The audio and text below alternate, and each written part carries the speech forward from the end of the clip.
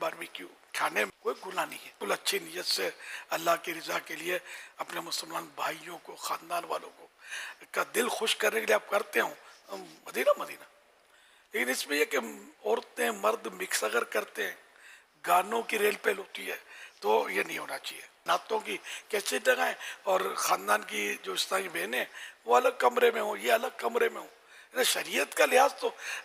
معاف تو نہیں ہوگا نا، وہ تو کرنا ہوگا، چاہے عید ہو، شب برات ہو، شادی ہو یا غمی ہو، تو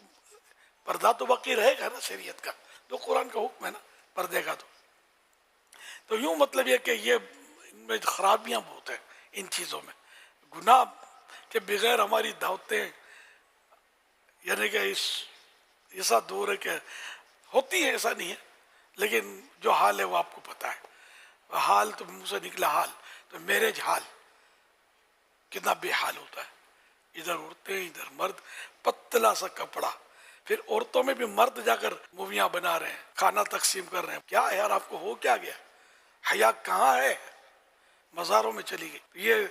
سب کے لیے یہ مدنی پھول ہیں، میرے لیے بھی ہے، آپ کے لیے بھی ہے۔ ہم سب کو چاہیے کہ ہم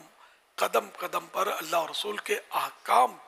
پر عمل کریں اور غور کریں کہ یہاں جائیں گے تو گناہ سے بچنا امپوسیبل ہو جائے گا، تو پھر ریورس گیئر مار دیں۔ صحیح بات یہ ہے، بندہ ناراض ہوگا نا، اور جائیں گے تو رب ناراض ہوگا،